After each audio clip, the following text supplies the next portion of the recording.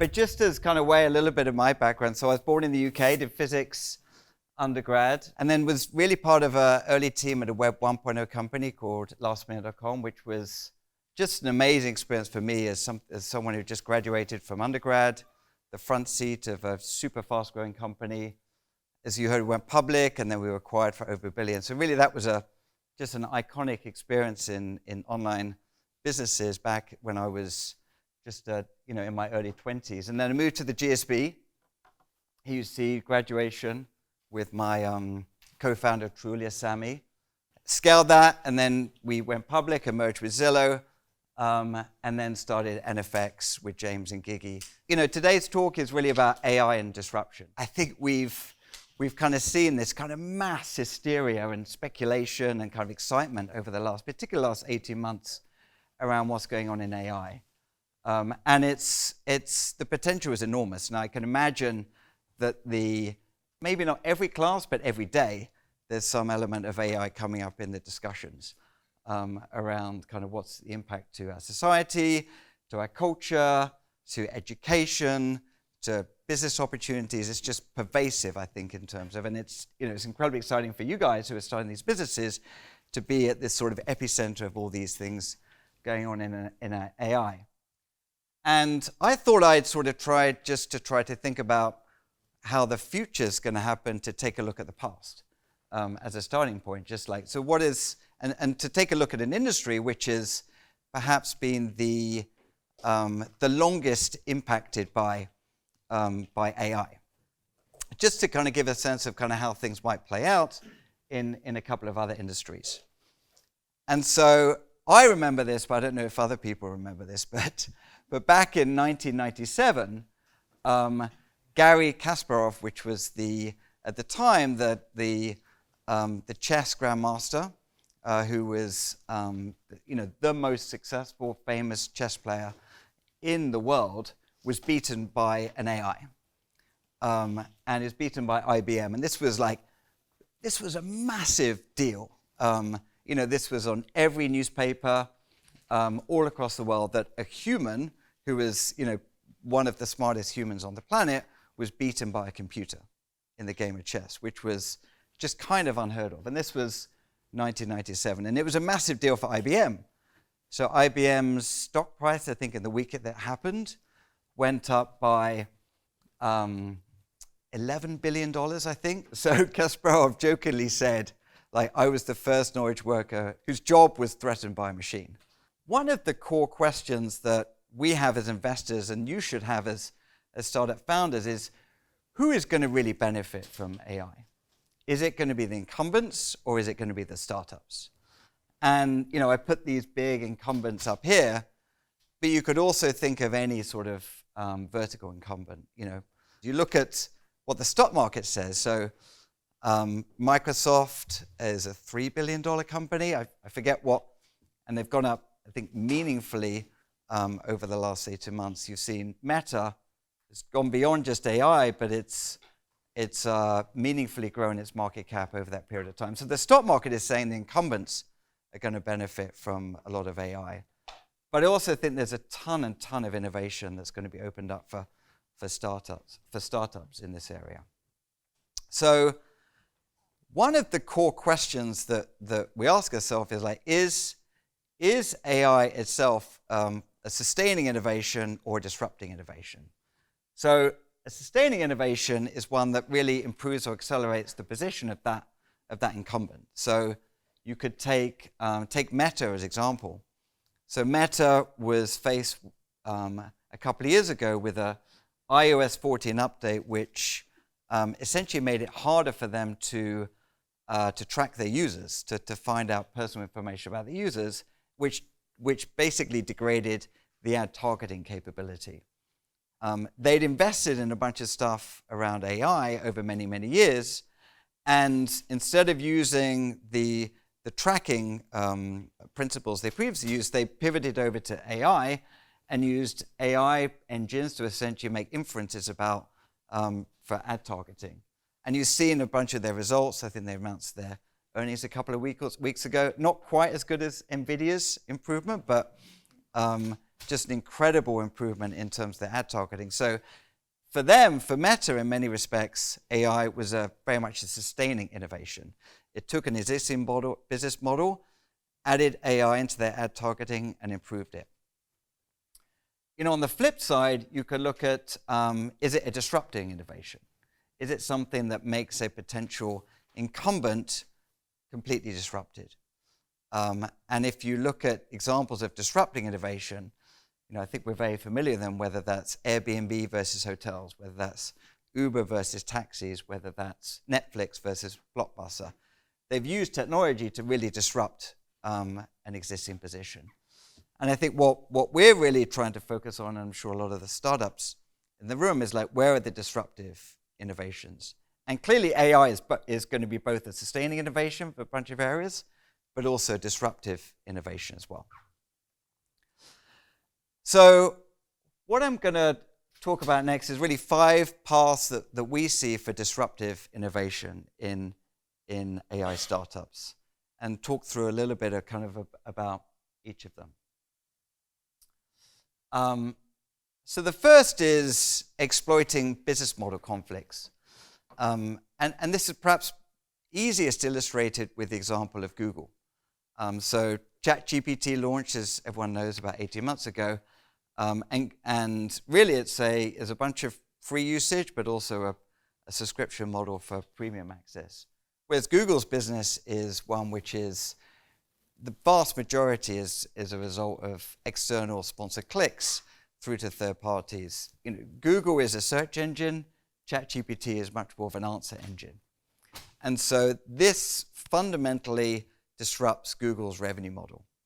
And it's not that Google doesn't have the ability to do it, but it's like you can see how it's going to potentially degrade the number of clicks that go to these sponsored advertisers as people get more comfortable with essentially visiting a service and getting the answer immediately, as opposed to going through to a bunch of blue links and go through to these external services.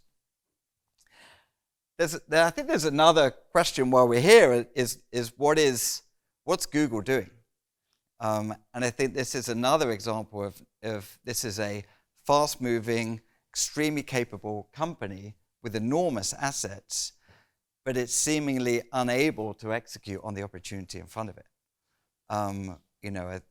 Many folks saw the Gemini issues with image problems and it's inaccurate information, for want of a better word. And I think it's fundamentally the innovator's dilemma. They're really constrained by not only a business model, but also this high visibility, large number of stakeholders. They're just unable to execute on this opportunity. And that really kind of leads into the next opportunity, which is around speed. So there are certain industries and certain companies which are just encumbered. These are often traditional industries, industries that don't have the management team that moves extremely fast. There's a bunch of these traditional industries here. They're also industries which often don't have a big digital incumbent. And we really love these kind of edge cases around the industry which don't have digital incumbents. They're very slow moving.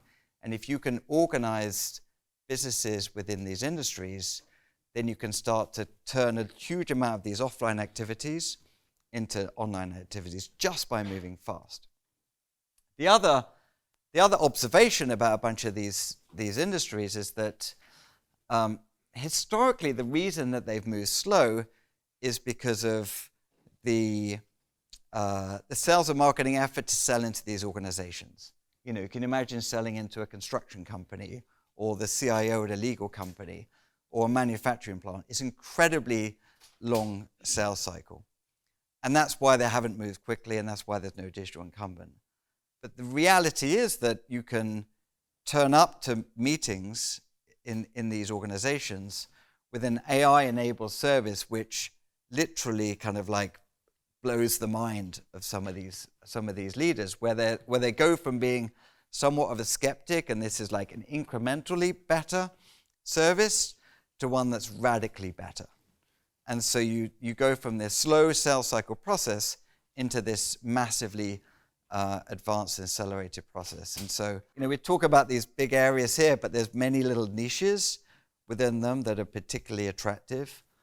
These themselves are kind of multi-trillion-dollar industries, and within those, there are many other these niches which are absolutely enormous as well.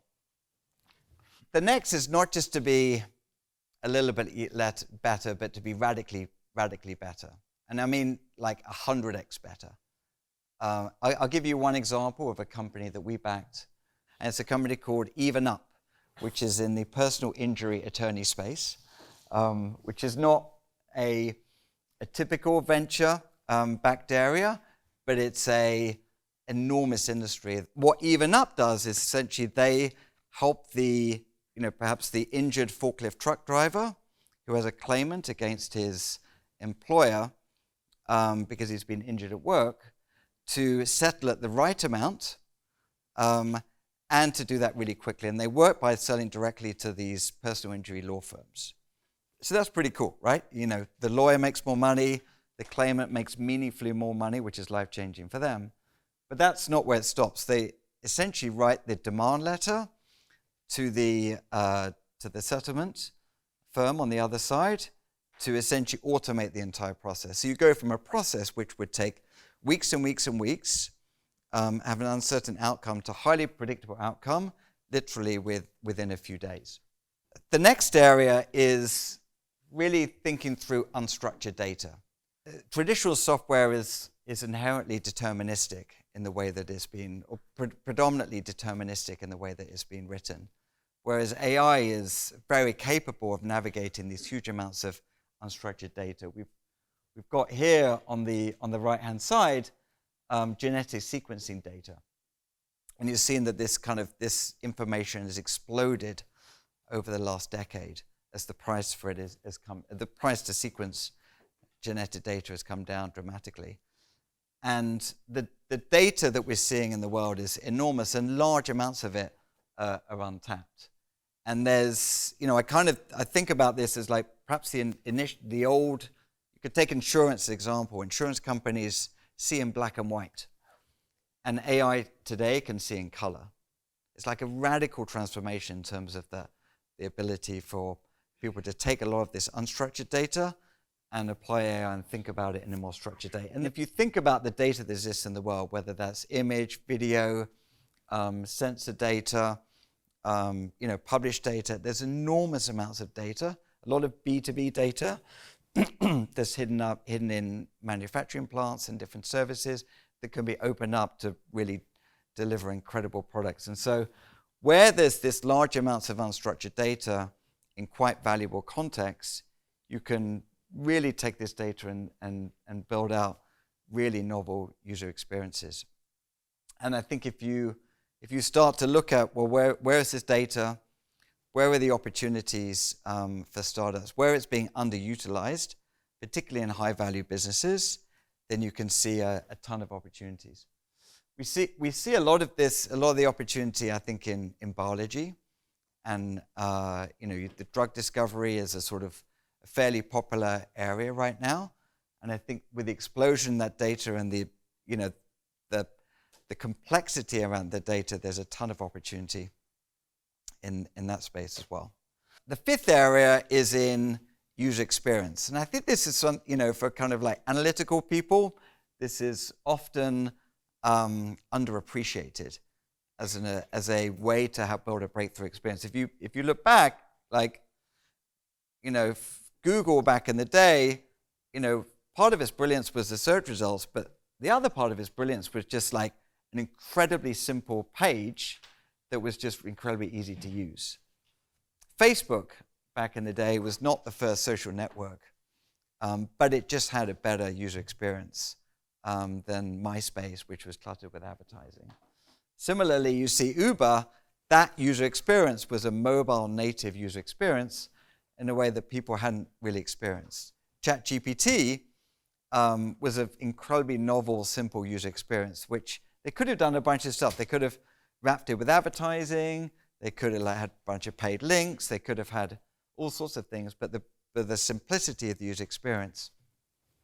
And it's unclear exactly what the user experience is going to break, what user experiences are going to come out of the next AI wave. But this voice is going to be a somewhat obvious one, and chat is another obvious one. But you can absolutely see breakthrough experiences, breakthrough products where the startup is able to think through, a little bit like the early cars, where essentially carriages without horses. They replaced the kind of like engine, the horse with an engine.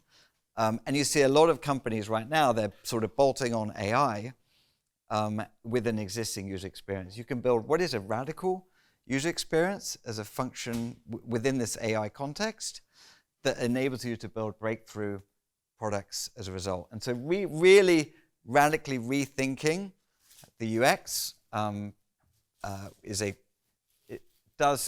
is going to unlock startup opportunities when the incumbent is thinking in a very different way. So those are the kind of 5 areas. I'm going to talk through a couple of other sort of like startup principles as you think through different startups. Just how do you think about what are the opportunities for different startups? The one that I think many of you have heard is that things can often start out looking like a toy. And really this is going back to the disruptive innovation. So disruptive innovation often serves the underserved niches. The underserved niches in the market. You've got the incumbent, which is like focus on the money, which is going after the big customers, the enterprise, the rich customers. Whereas the disruptors often focus on these underserved niches, which can be the unprofitable or unsexy or somewhat frivolous areas which the incumbents are ignoring because they're just not seen to be that profitable. So take a look at Character AI enables you to essentially chat with anyone you'd like. They're able to essentially impersonate anyone. And I'm sure a lot of the usage is really about frivolous stuff, people having fun. But this is exactly the point. They're starting in this sort of underserved niche in an area where the sort of tolerance for error is very high. People don't care whether it's like 100% accurate. But then the opportunities for that to test and learn and improve and move into a bunch of business contexts could be extremely valuable. And something that people will be willing to pay a lot of money for. So you look at Character AI, it's like, what on earth? An impersonation machine worth over $1 billion. But actually the potentials for that are very significant. And so often, it seems that it might be you want to go for the money first, but actually if you go for these underserved niches that are, could be frivolous or could be ignored, and then use that as an opportunity to scale, that presents a significant opportunity to enter the market and then scale, and before you know it, you're essentially in a position to capture the majority of the market later on. The other critical notion for starting your startup is that about timing. As we talked about IBM, like being really early and being too early is almost being wrong. Similarly, being too late is being wrong. Like you've got to get the timing absolutely right. And broadly, there are 3 characteristics to think about startup timing. And in an optimal case, you hit all 3. So those are like enabling technology. What is the technology, the breakthrough technology of today that previously wasn't around? And that, in today's world, that's predominantly AI. So a breakthrough technology that really gives a catalyst and enabling technology to open up a whole bunch of other opportunities. The next is economic impetus. It's like, what is the economic impetus? Whether that is something that was really expensive becomes really cheap. Interest rates, capital, has gone from very cheap to very expensive in today's language. But there's other stuff. What is the economic impetus for things happening? And the third is like cultural buy-in. What is the cultural acceptance of an idea? you know, 30 years ago, people didn't care about the climate. Today they care about the climate, rightly so. But there are different things at different times that create a cultural acceptance, which essentially enable startup opportunities to flourish in an environment that they didn't previously have. So the best case scenario is you kind of hit all three within a particular time. But if not, like at least two is really enables you to pre-answer the question when your venture capitalist asks you the why now. Like, why is this interesting now? What's happening now? So to give you just a couple of examples. So Zoom had been, WebRTC, which is essentially the code for essentially turning video into desktop video. The Zoom team rebuilt that platform. They worked off existing service and rebuilt it to make it better. More remote work. People wanted to save money on travel. And then really the cultural catalyst was, as we know, COVID, which just like transformed that business. It was a good company to being an absolutely sort of, super valuable company. But those were the kind of three catalysts that enabled that business from something into something good into something amazing. The Uber, the enabling technology of Uber was clearly the mobile device, like drivers with GPS and screens and payments. And then the economic impetus was scarcity of taxis and expensive drivers. Having a personal driver following around all day was, obscenely expensive, and then taxis in certain periods were scarce.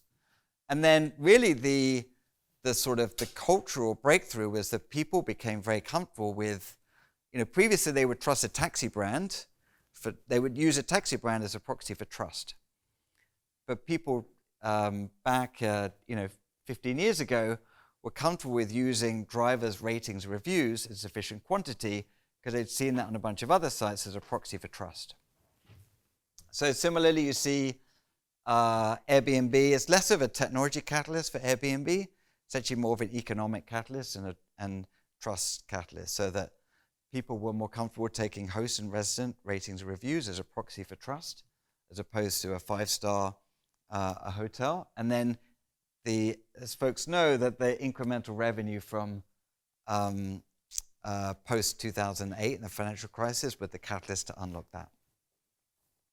So those are a few principles that we see, 5 different opportunities to disrupt incumbents, a bunch of different frameworks for thinking about how do you build startups in this time.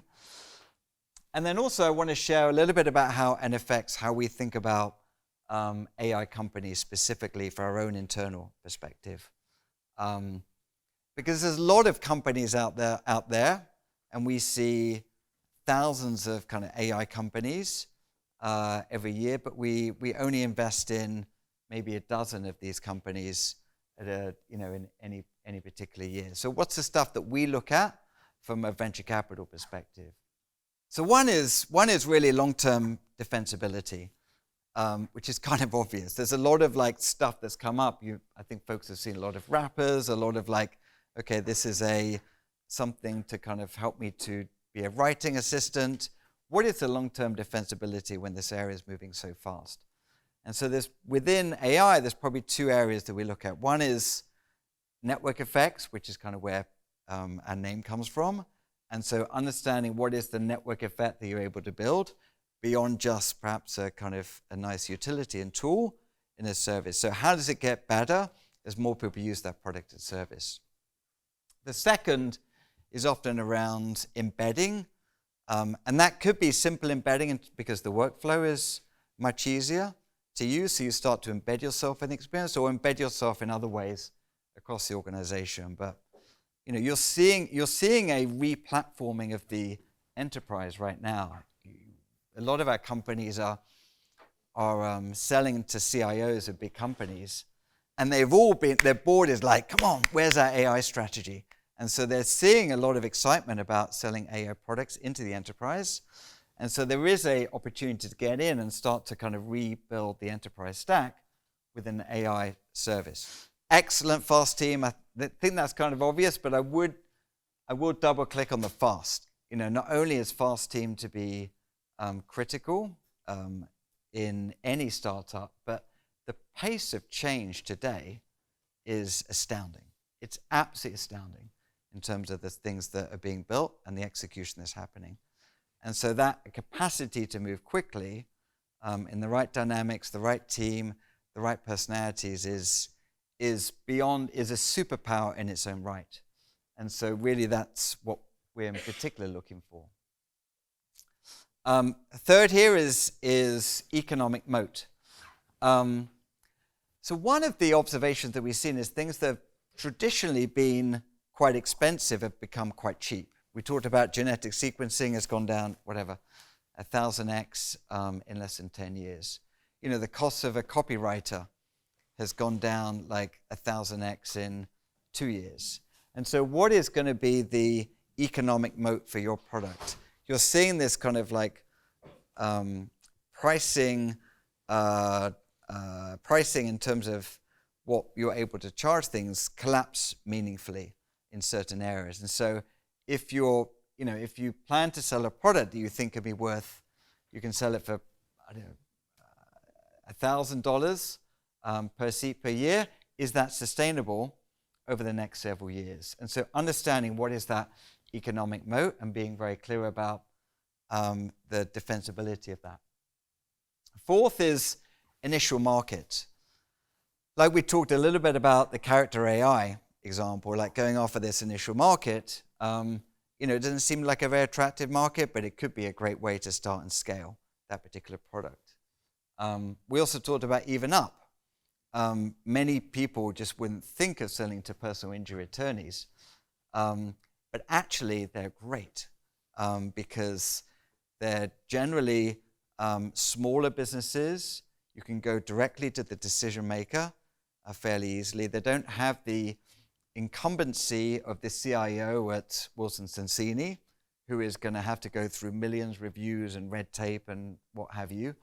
And they're economically incented because the more, they're happy to spend money on a piece of software because it's going to make them more money, as opposed to potentially the CIO at Wilson Sonsini would be worried about, billable hours might go down with the use of this AI technology. So really thinking about the initial market as your starting point is critical to finding the right beachhead to enable you to scale potentially into a much bigger market. Fair valuation. We personally avoid a lot of these sort of $100 million seed rounds on LLMs.